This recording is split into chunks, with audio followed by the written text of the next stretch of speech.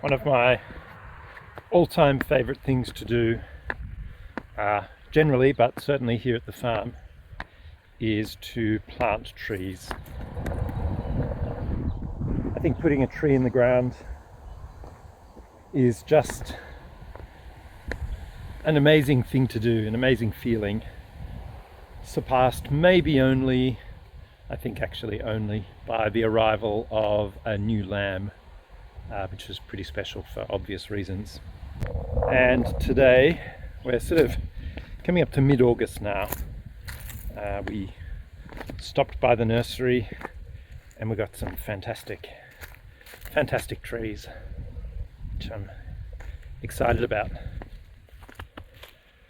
Things are looking good here. We're having a good season so far in terms of temperature and precipitation. It's pretty mild. Lots of bulbs out now, as you can see.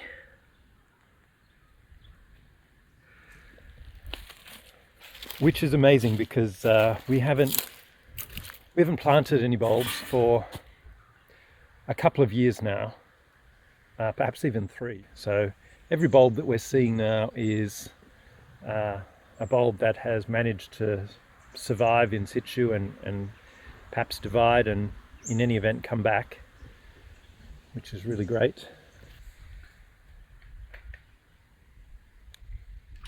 Let me show you these trees. So the first tree that I got today was this pretty good sized variegated elm. Elms do pretty well here. They're not the hardiest of the trees. They're not sort of hardy to the extent that, say, an oak is, but they do pretty well with our heat and dry, but also with our cold, during which they're dormant. So you can see there, yeah, variegated Chinese elm. And the reason that I've been on the lookout for this tree is there is a specimen of this tree which grows about 40 minutes from here at a garden which is called the Diggers Club Garden of St Earth at Blackwood. And if I can find some footage, I might put that in here, but it's just the most magnificent tree. It sort of has this really silvery foliage, and I actually did a little video about it a few years back now where I said it would be a wonderful specimen tree, and so I'm very happy to have found this today. So I'm going to put that in the ground today. The next one I got was this Twisted Willow. You can see how beautiful these twisted sort of limbs are here. I just think this is amazing.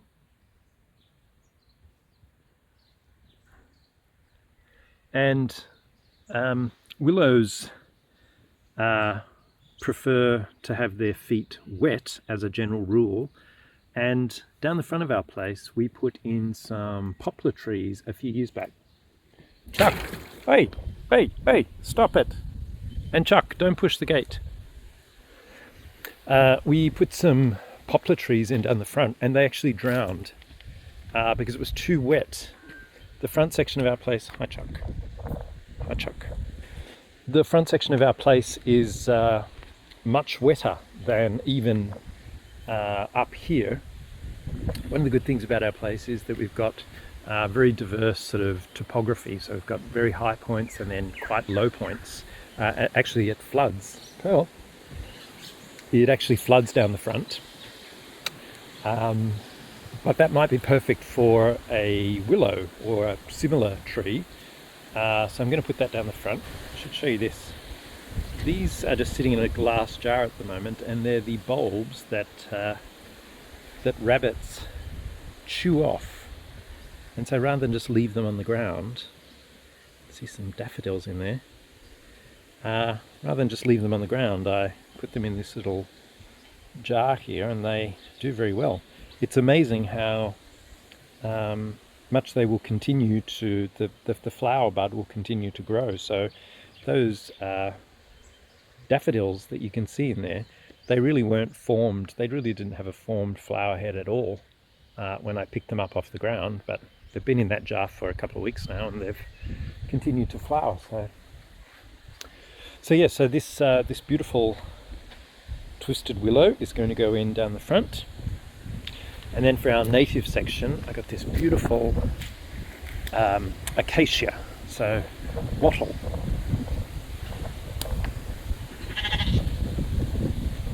And see, it's got this lovely burgundy in the new growth. So I'm going to put that in the native section. Yeah, and then Mark got the grasses. So 3 lovely trees and a couple of grasses, which I'm very happy about. I just need to get some more Lombardy poplars.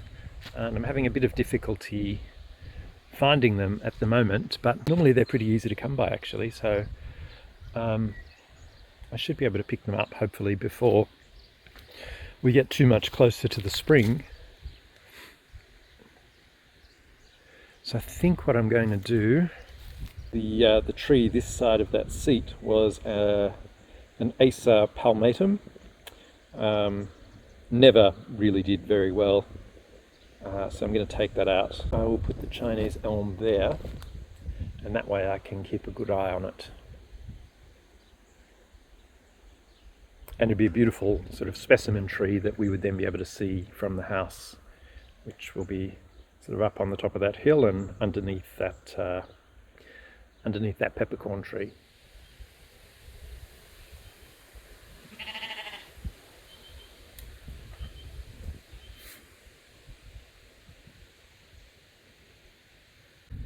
So far our garlic's doing okay. I reckon we've got about 40 bulbs that seem to be growing on reasonably well. What I've done this year, you can see, is covered them with just bits of old mesh and really whatever I can find, because the issue that we had last year was not that they didn't grow, but rather that rabbits got in at a really bad time for the bulbs and dug them all up. So we really got no garlic last year, maybe 1 or 2 bulbs tops.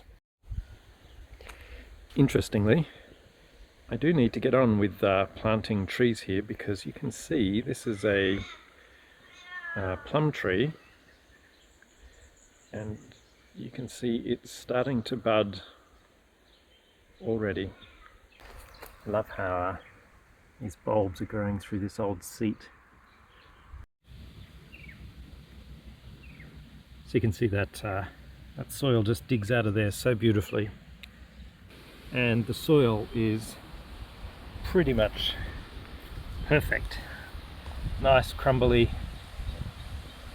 moist, heaps of earthworms. So I think the position is okay. Smell here, for anyone who likes jonquils, I know not everybody does, but I do, and the smell here is just beautiful. I've got that in. It sits in place beautifully. I've just trimmed some of the lower branches off and wrapped it fairly loosely, but I'm pretty sure those rabbits would give it a good go. Maybe not now, but as soon as the sap starts to rise and it comes back to life when the weather warms up a little bit.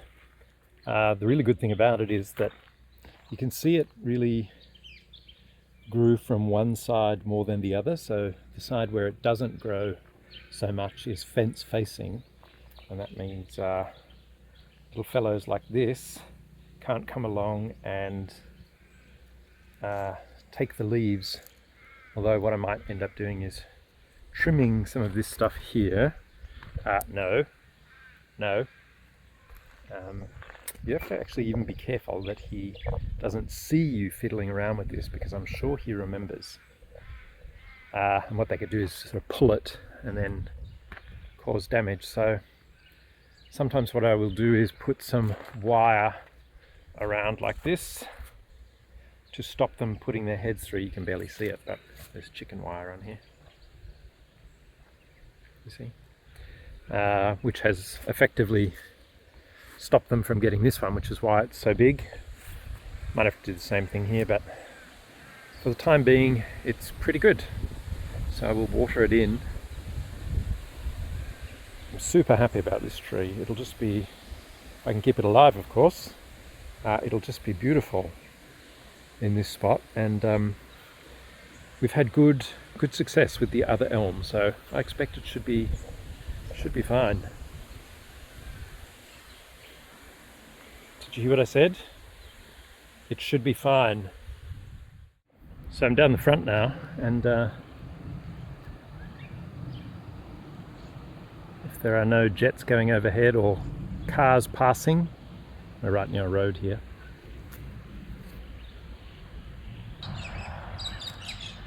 You can hear the frogs.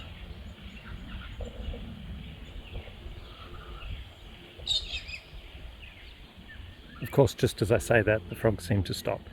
Anyway, it's much wetter down here. That is a seasonal creek that you can see just over there. It is actually running at the moment.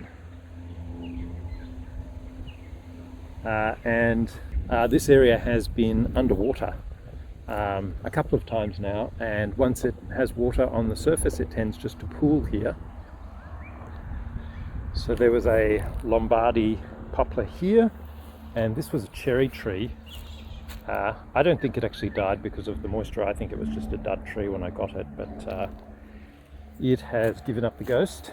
So I think what I'll do is I will move this dead cherry tree and put this weeping willow in its spot. So you can see this is, the way that the grass grows here suggests that it's wet. I mean, it's very mossy and it just looks like a damp area. This hole, however, is not nearly as wet as I would have thought. It's really no wetter than up the top. This must be nice big earthworm still. So I'll fix up this fellow, make sure he's okay. Anyway, I am kind of second guessing myself a little bit, but I think we'll put it here anyway. Alrighty, so that Twisted Willow is in now. I didn't manage to kill too many bulbs as I was putting it in. Stood on a few, but that's okay. So what I've actually done is taken some mesh from around another tree on the opposite side of the drive that didn't make it. Sheep got to it. So I've wrapped it a bit on one side with some cloth to discourage rabbits from getting in, and then some rocks on the other side, and then indeed around the base of the tree some more material. So I think that should be good.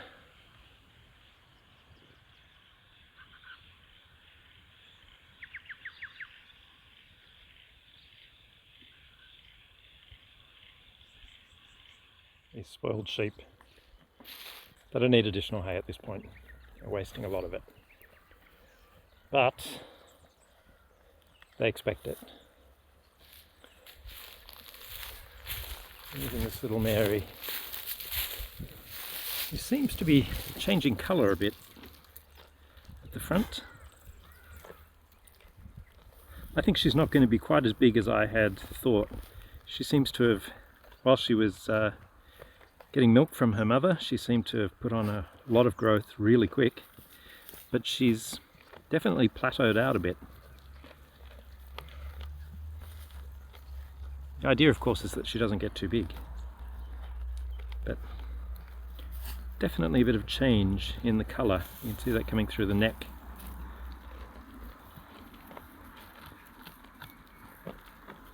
Very happy with her.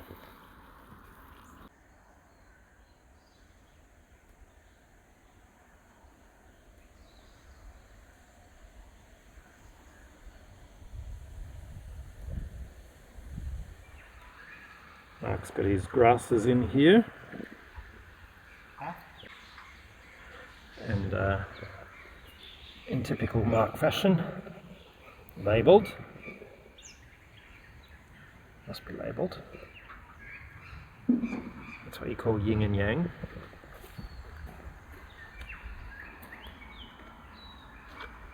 That's just by the pond.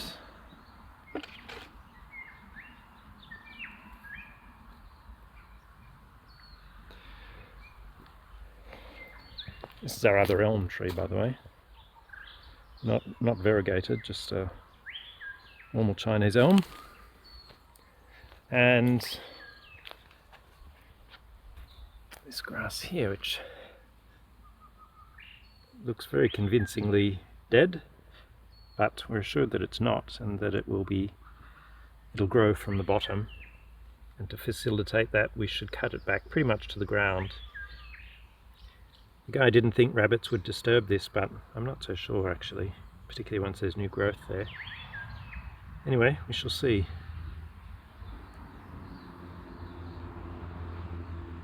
So again, it's growing near the pond.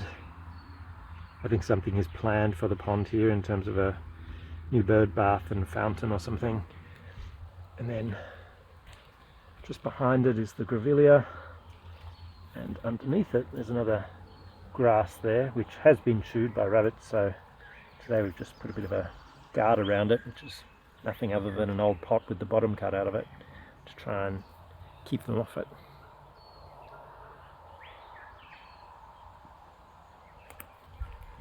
Pretty happy with that.